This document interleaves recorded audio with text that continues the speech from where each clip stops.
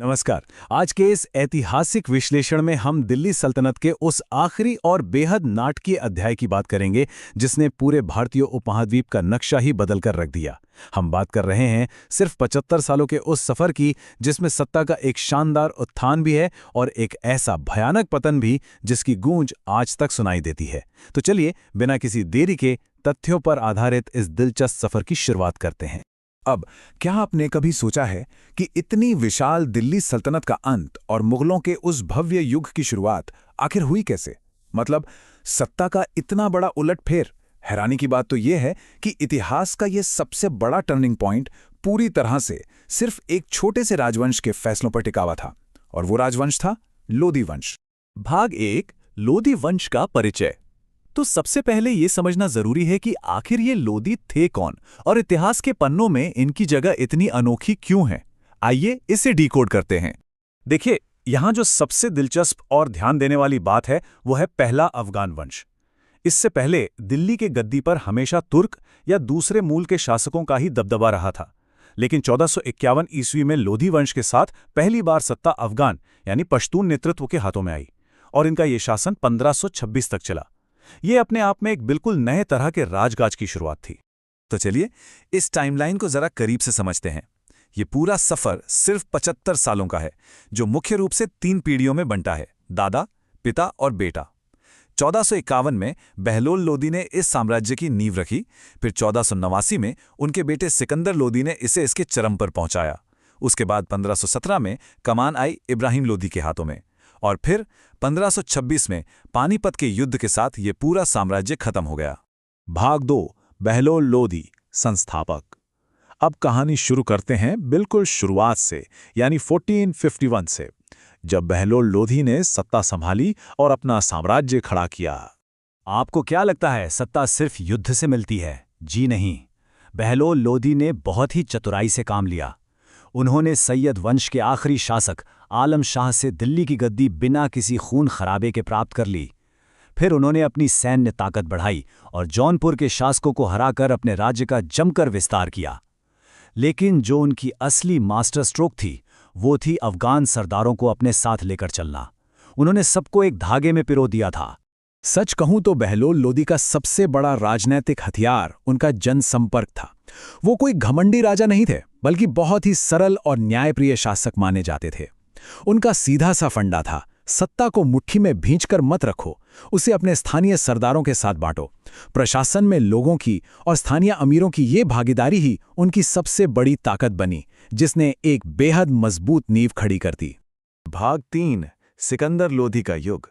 एक बार जब मजबूत नींव पड़ गई तो अब हम एंट्री करते हैं इस राजवंश के सबसे पावरफुल, सबसे शानदार दौर में। ये दौर था बहलोल के बेटे सिकंदर लोधी का। अब जरा इस साल पर गौर कीजिए, 1504। ये साल भारतीय इतिहास में बहुत बहुत मायने रखता है।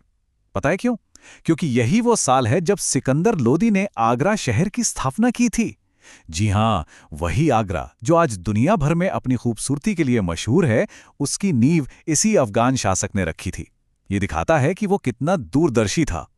अगर हम सिकंदर लोदी के प्रशासन की बात करें तो उसने सिस्टम को बहुत टाइट कर दिया था।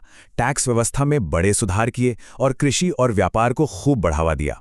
और हाँ, फारसी भाषा और साहित्य को भी उसके दौर में जबरदस्त प्रोत्साहन मिला। वहीं दूसरी तरफ ऐतिहासिक दस्तावेजों के मुताबिक उसने हिंदू मंदिरों के प्रति एक काफी कठोर नीति भी अपनाई थी। तो कुल मिलाकर उसका कार्यकाल इन सभी प्रशासनिक और नीतिगत फैसलों का एक बड़ा मिश्रण था। लेकिन अब यहाँ एक बड़ा सवाल खड़ा होता है। जो वंश इतनी कूटनीति, इतने मजबूत प्रशासन और शानदार आर्थिक प्रगति के साथ दौड़ रहा था, वो अचानक ताश के पत्तों की तरह कैसे बिखर गया? भाई, इतना बड़ा साम्राज्य रातों रात तो नहीं गिरता, है ना?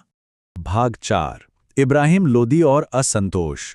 1517 में जब तीसरे और आखिरी शासक इब्राहिम लोदी ने गद्दी संभाली तो चीजें बहुत तेजी से पलटने लगीं।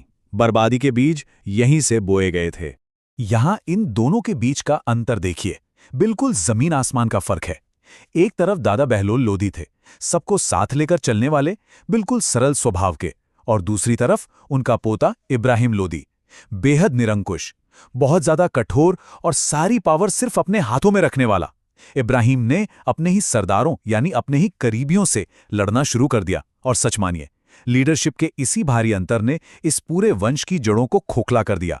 तो हुआ ये कि इब्राहिम लोदी के तानाशाही रवैये की वजह से खतरा बाहर से नहीं बल्कि अंदर से ही पैदा हो गया। जिन अफगान सरदारों के दम पर ये पूरी सल्तनत खड़ी थी, उन्हीं के अंदर भयंकर गुस्सा और बगावत भड़क उठी। जब आपके अपने ही आपके खिलाफ हो जाएं, तो साम्राज्य का अंदर से टूटना तय है, और बिल्कुल यही हुआ।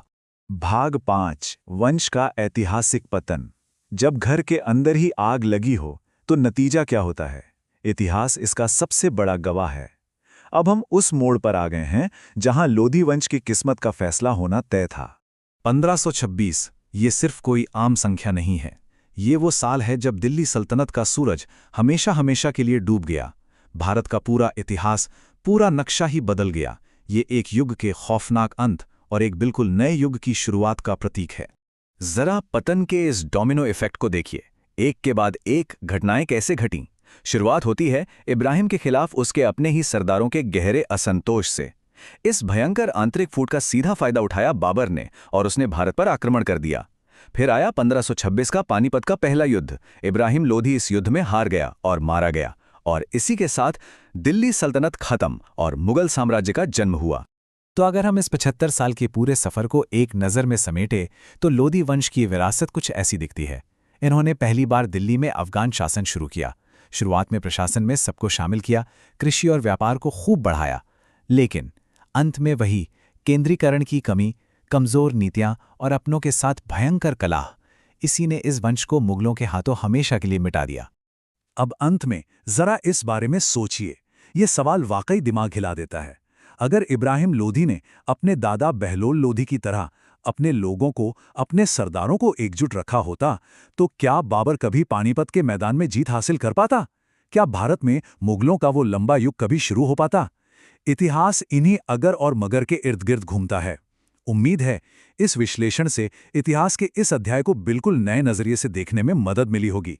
हमारे साथ जुड़ने के लिए बहुत बहुत धन्यवाद।